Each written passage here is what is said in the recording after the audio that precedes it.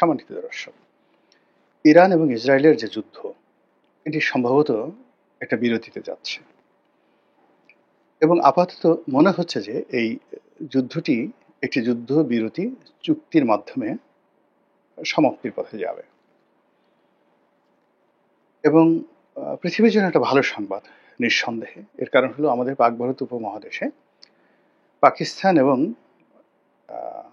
ভারতের মধ্যে যুদ্ধ শুরু হয়েছিল এবং দুটো রাষ্ট্রই পরমাণু শক্তিধর এবং সেই যুদ্ধের ধারা প্রকৃতি এমন পর্যায়ে চলে গিয়েছিল যে সেখানে ভারত খণ্ডবিখণ্ড হয়ে যেত, পাকিস্তান খণ্ডবিখণ্ড হয়ে যেত এবং আমরা অস্তিত্বের সংকটে পড়তাম। তো সেক্ষেত্রে ভারত এবং পাকিস্তান উভয় রাষ্ট্র এবং আমেরিকা তাদের যে মধ্যস্থতায় তারা যে একটা যুদ্ধ বিরতিতে গিয়েছে, এটা আমাদের পৃথিবীতে শান্তির জন্য একটা বিরাট মাইলফলক এবং এশিয়াবাসী, বিশেষ করে দক্ষিণ পূর্ব এশিয়াবাসীদের জন্য একটা দারুণ সুসংবাদ। এবং এই সুসংবাদ এর যে রেশ কাটতে না কাটতে ইরান এবং ইসরায়েলের যে যুদ্ধ, এটা শুরু হয়ে গেল। তো যুদ্ধটা যখন শুরু হলো তখন আমরা যারা সাধারণ মানুষ আবেগে বশবর্তী হয়ে চিন্তা করি, আমরা আল্লাহর উপর নির্ভর করেছি, আবাবিল পাখির উপর নির্ভর করেছি, হৃদয়ের সমস্ত আকুতি দিয়ে দোয়া করেছি ইসরায়েল যেন পরাজিত হয়, ইরান যেন বিজয়ী হয়। কিন্তু যাদের বুদ্ধি আছে, জ্ঞান আছে, গরিমা আছে, তারা একেবারে একটা ডট দিয়ে, কাগজের খোসা দিয়ে তারা বলে দিয়েছে যে এটা সম্ভব নয়। ইসরায়েল বিজয়ী হবে, ইরান খণ্ড বিখণ্ড হবে, ইরানের অবস্থা ইরাকের মতো হবে, লিবিয়ার মতো হবে, আর ইরানের নেতা আয়াতুল্লাহ আলী খামেনির অবস্থা সাদ্দাম হোসেন এবং মুয়াম্মার গাদ্দাফির মতোই হবে, এর বাইরে কোনো কিছু হবে না। তো সেক্ষেত্রে ইরান ভেঙে গেলে সেখানে কয়টি রাজ্য হতে পারে, কারা কোন ভাগ নেবে এবং সেখানে কি ধরনের একটা পলিটিক্যাল সলিউশন আসবে, এগুলো নিয়ে আমেরিকা এবং ইউরোপের যারা থিঙ্ক ট্যাঙ্ক তারা কাজ শুরু করেছিল। দ্বিতীয়ত, সেখানে রাষ্ট্র ক্ষমতায় বসানোর জন্য তাদের একটা পাপেট হামিদ কারজাই তারা তৈরি করে ফেলেছিল। আপনারা জানেন যে আমেরিকার একটা পাপেট ছিল ইরানে, সেটা হলো রেজা শাহ পাহলভি। তো রেজা শাহ পাহলভির একটা ছেলে জীবিত আছে। তো তাকে সামনে এনে তাকে দিয়ে জাতির উদ্দেশ্যে একটা ভাষণ তাকে তিনি দিলেন যে তিনি আলী খামেনির পরে তিনি আসছেন। তো এইরকম যখন খুব যাকে বলা হয় শতভাগ নিশ্চিত পশ্চিমারা এবং তাদের যারা দোসর ইরান খণ্ডবিখণ্ড হবে, পরাজিত হবে, ঠিক সেই সময়টাতে আল্লাহ রাব্বুল আলামিন তার আসমানি ক্ষমতা দিয়ে এমন কিছু ঘটালেন যেটা আমাদের চোখ এখন বিশ্বাস করতে পারছে না। আমাদের একটা ধারণা ছিল যে ইরানের পরমাণু শক্তি রয়েছে, ধারণা ছিল যে ইরানি আর্মি ভালো এবং তাদের যে দূরপাল্লার যে ক্ষেপণাস্ত্র, ব্যালিস্টিক মিসাইল এবং তাদের যে ড্রোন, এটা খুবই শক্তিশালী। তো তাদের ব্যালিস্টিক ক্ষেপণাস্ত্রের কথা আমরা শুনেছি কিন্তু প্র্যাকটিক্যালি দেখিনি, কিন্তু তাদের ড্রোন যে আমেরিকা এবং রাশিয়ার ড্রোনের চাইতেও ভালো। তা আমরা ইউক্রেন এবং রাশিয়া যুদ্ধে দেখেছি যে তারা বহু সংখ্যক ড্রোন দিয়ে রাশিয়াকে সহযোগিতা করেছে এবং রাশিয়া যে বিপদের মধ্যে পড়েছিল ওই সময়টিতে, যদি ইরানিয়ান ড্রোন না থাকতো রাশিয়ার টিকে থাকাটাই আসলে অসম্ভব হয়ে পড়েছিল। এর কারণ হলো বাইডেন সরকার তার সমস্ত শক্তি দিয়ে, ন্যাটো সমস্ত শক্তি দিয়ে, তারপরে স্পেশালি কতগুলো দেশ, ইংল্যান্ড এবং জার্মানি, তারা সর্বোচ্চ শক্তি দিয়ে ইউক্রেনকে রাশিয়ার বিরুদ্ধে এমনভাবে লড়িয়ে দিয়েছে যে রাশিয়া সেটা মোকাবেলা করতে গিয়ে তার অস্ত্র ভাণ্ডারে, আপনি চিন্তা করুন যে রাশিয়া এবং আমেরিকা কন্টেম্পোরারি দুটো রাষ্ট্র, সেই রাশিয়ার অস্ত্র ভাণ্ডারে অস্ত্রের টান পড়ে গেছে, যেখানে ইরান সহযোগিতা না করলে তাদের অস্তিত্ব টিকত না। তখনই ইরানিয়ান ড্রোনের সুনাম ছড়িয়ে পড়ে। আরেকটি ইরানের গান বোট, স্পিড বোটের সাথে একটু বড়, প্রায় 100 নটিক্যাল মাইল বেগে এগুলো ছুটতে পারে এবং এগুলো এত দ্রুতভাবে এসে সেই যে আমেরিকার বড় বড় যে রণতরীগুলো রয়েছে সেখানে ফুটো করে দিতে পারে। এইটা মানে রীতিমতো পারস্য উপসাগরে মানে সমস্ত ইউরোপীয় এবং আমেরিকার যে যুদ্ধজাহাজ, এই আতঙ্ক নাম হলো ইরানিয়ান এই গানবোট। এবং এখন পর্যন্ত এরকম ইফেক্টিভ গানবোট পৃথিবীতে আবিষ্কৃত হয়নি। তো এই দুটো আমরা জানতাম। আর ব্যালিস্টিক ক্ষেপণাস্ত্রের যে ক্ষমতা, সেই ক্ষমতা সম্পর্কে আমরা জানতাম যে ইরান একটা কিছু করেছে। কিন্তু ইসরায়েলের সঙ্গে যে যুদ্ধ, সেই যুদ্ধে ইরানের পারমাণবিক অস্ত্র প্রদর্শিত হয়নি, কিন্তু তাদের যে দূরপাল্লার ক্ষেপণাস্ত্র, যেটাকে সুপারসনিক মানে শব্দের গতির চাইতে বহুগুণ বেশি, সেই ক্ষেপণাস্ত্র যেভাবে এসে আঘাত করেছে, বিশ্বকে তাক লাগিয়ে দিয়েছে। আমেরিকার কাঁপন শুরু হয়ে গেছে। যেখানে একটি আকাশ প্রতিরক্ষা, একটি দেশের আকাশ প্রতিরক্ষা ব্যবস্থা ভেদ করে কোন দেশের ব্যালিস্টিক মিসাইল অন্য একটা দেশে আসতে পারে না, এরকম প্রযুক্তি আমেরিকা এবং রাশিয়া রয়েছে। তো এরকম সর্বোচ্চ প্রযুক্তি, 7 স্তরের সর্বোচ্চ প্রযুক্তি ইসরায়েলকে ঘিরে রয়েছে। প্রথমত ধরুন, যদি তাদের একটা মিসাইল আসতে হয়, তো সেই মিসাইলটা তারা আমেরিকার যে বেসগুলো রয়েছে, জর্ডানে রয়েছে, ইরাকে রয়েছে, কাতারে রয়েছে, ইসরায়েলের চারিপাশে রয়েছে, সিরিয়াতে রয়েছে, এরকম 4টি স্তর পার করতে হয়। আর ইসরায়েলের মধ্যে 3টি রয়েছে। একটা হলো তাদের নিজস্ব আয়রন ডোম, আর বাকি দুটো আমেরিকান প্রযুক্তি। অর্থাৎ 3 স্তরের আকাশ প্রতিরক্ষা ব্যুহ রয়েছে উইদিন দ্য ইসরায়েলি টেরিটরি। তো ইসরায়েলের বাইরে 4টি আকাশ প্রতিরক্ষা ব্যুহ, আর ইসরায়েলের ভিতরে 3টি আকাশ প্রতিরক্ষা ব্যুহ, মোট 7টি ব্যুহ ভেদ করে ইরানি মিসাইলগুলো প্রথম দিকে তারা যদি 100টা মিসাইল ছুড়ত, তাহলে সেক্ষেত্রে 90টা মিসাইল সেই প্রতিরক্ষা ব্যুহ দ্বারা ধ্বংস হয়েছে। 10টা মিসাইল এসে সেই ইসরায়েলের মধ্যে ধ্বংসলীলা চালিয়েছে। এটা কল্পনাও করা যায়নি। মানে ইসরায়েল, আমেরিকা এটা কল্পনাই করতে পারেনি এটা সম্ভব।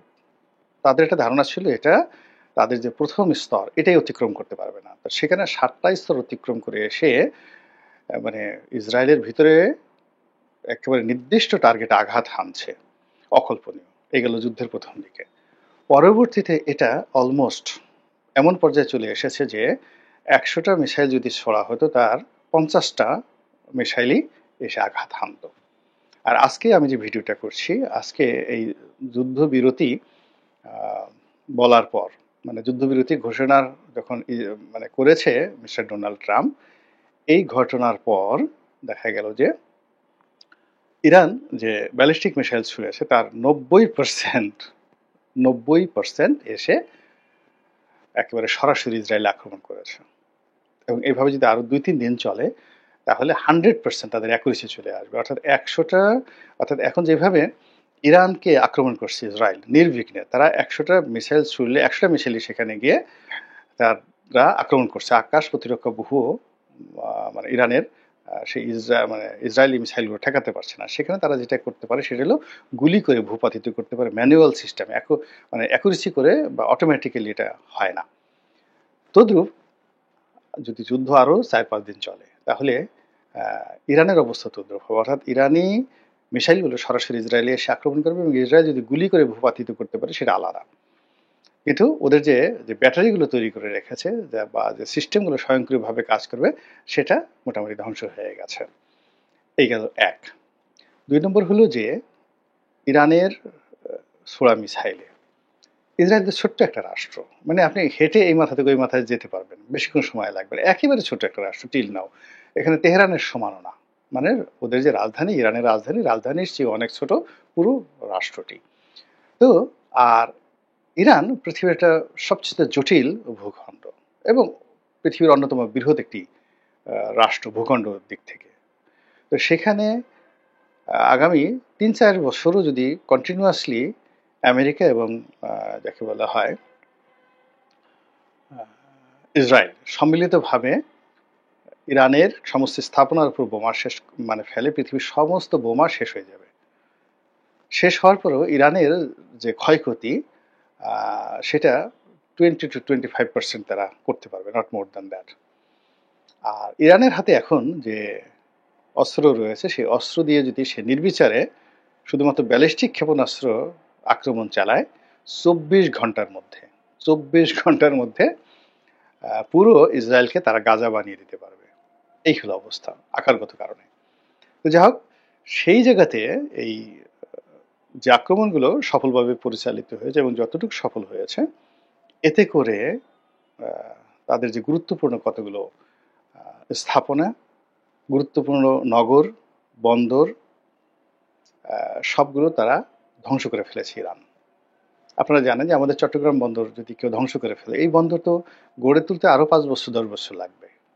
পুরো টার্মিনাল শেষ, পুরো বন্দরের ইয়ার্ড শেষ, কন্টেনার দাও দাও করে চলছে, সমস্ত জাহাজগুলো চলছে। আপনি চিন্তা করেন, এগুলো কনস্ট্রাকশন করতেও 5 থেকে 10 বছর লাগবে। ঠিক সেম অবস্থা তাদের প্রধান বন্দর হাইফা, সেখানে তারা এই কাজ করেছে। তেল আবিব এয়ারপোর্ট তাদের প্রধান, আমাদের শাহ জালাল আন্তর্জাতিক এয়ারপোর্ট যদি ধ্বংস করে দেওয়া হয়, পুরো রাডার সিস্টেম থেকে শুরু করে সব কিছু, কি অবস্থা হবে? কয় মাস লাগবে, কয় বছর লাগবে আবার সেই বিমান উঠতে? ঠিক সেম অবস্থা তারা তেল আবিবকে করে ফেলেছে। এরপরে তারা জেরুজালেম আক্রমণ চালায়নি, কিন্তু তেল আবিবের যত গুরুত্বপূর্ণ জায়গা রয়েছে, ধরুন ঢাকা শহরে যদি কেউ বোমা মেরে সেক্রেটারিয়েট ধ্বংস করে ফেলে, তারপরে শেষে সংসদ ভবন ধ্বংস করে ফেলে, মতিঝিলের যে বড় বড় বিল্ডিংগুলো, হাব রয়েছে, বড় বড় বিল্ডিংগুলো রয়েছে, হোটেলগুলো রয়েছে, সেগুলো যদি ধ্বংস হয়ে যায়, আপনি চিন্তা করেন ঢাকা শহরে দেখলেই তো আপনি ভয় লেগে যাবে, সন্ধ্যার আপনি হাঁটতে পারবেন না। যে ছবি, এই সীমিত ছবি পৃথিবীতে এসেছে, তাতে তেল আবিবের মতো শহরের সর্বনাশ ঘটানো হয়ে গেছে। সেটা commercial zone, diplomatic zone, economic zone, এবং তার সঙ্গে সঙ্গে যে সকল মিলিটারি কৌশলগত দিক রয়েছে, সামরিক জোন রয়েছে, সেগুলো ইরান ইতিমধ্যে ধ্বংস করে দিয়েছে। সবচেয়ে বড় যে ক্ষতি সাধন করা হয়েছে সেটি হলো ইহুদিদের যে দাম্ভিকতা, অহংবোধ, সেটি চুরমার করে দেওয়া হয়েছে। আপনি এই কয়দিনে দেখেন, আজকে সকালবেলা ছবি দেখলাম, নেতানিয়াহু শুকিয়ে কাঠ হয়ে গেছে, তার মুখ লম্বা হয়ে গেছে, মানে মানে দেখার মতো না, মনে হয় যেন একটা জীবন্ত লাশ হয়ে গেছে।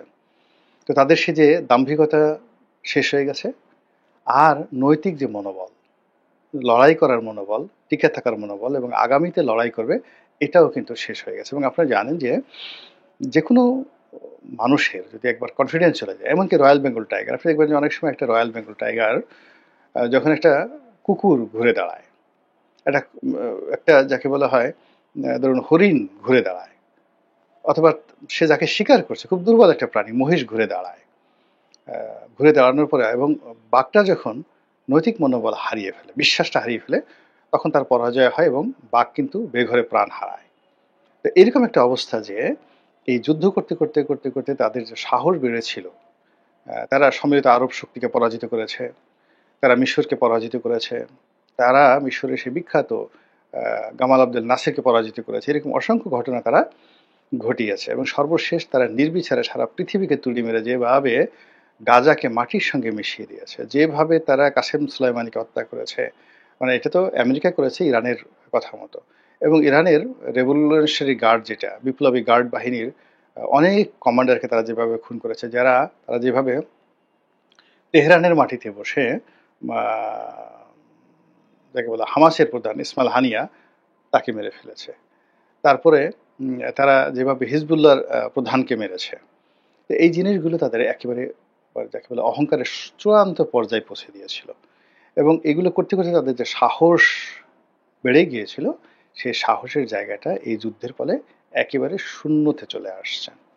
মেরুদণ্ড সরি মেরুদণ্ড সোজা করে দাঁড়ানোর মতো আর অবস্থা নাই। ফলে যুদ্ধ বিরতি হবে, যুদ্ধ থামবে, কিন্তু ইসরায়েল রাষ্ট্রটি টিকবে কিনা এটি নিয়ে যথেষ্ট সন্দেহ রয়েছে। এখন আর ইরান লাগবে না, এখন কেবলমাত্র ফিলিস্তিনি যোদ্ধা যারা আছে, তারা যারা হুতি রয়েছে, তাদের সঙ্গে আসলে ইসরায়েলের যুদ্ধ করতে যান বের হয়ে যাবে। এবং আমেরিকা এই সময়টিতে যে ধরাটা খেলো ইসরায়েলকে সাপোর্ট করে, তারা যে রাতারাতি আবার যুদ্ধে জড়াবে, আবার নতুন করে এখানে আক্রমণ করবে, আবার নতুন করে কোনো বেজ স্টেশন চালু করবে, এটা হবে না। ওরাও একই অবস্থা। যেমন এখন যদি আপনি ডোনাল্ড ট্রাম্পকে মানে সারা পৃথিবীর বাদশা বানিয়ে দেন, তারপর তাকে যদি বলেন তুমি একটু আফগানিস্তানে যাও, কিংবা আমেরিকান সৈন্যদেরকে আপনারা যদি বলেন যে তোমরা একটু আবার ভিয়েতনামে গিয়ে যুদ্ধ করে আসো, সবগুলো আত্মহত্যা করবে ভয়। তদ্রুপ ইরানেও এই সময়টিতে তারা কিন্তু ভয় পেয়ে গেছে, আমেরিকা ভয় পেয়েছে, ইসরায়েল ভয় পেয়ে গেছে। ফলে এই ইহুদি রাষ্ট্রটি অস্তিত্ব সংকটে পড়েছে এই মুহূর্তে, এবং আগামীতে এই রাষ্ট্রটি টিকে থাকবে কিনা সেটাই দেখার বিষয়। আল্লাহ আমাদের সবাইকে হেদায়েত দান করুন এবং হেফাজত করুন। আসসালামু আলাইকুম ওয়া রাহমাতুল্লাহি ওয়া বারাকাতুহু।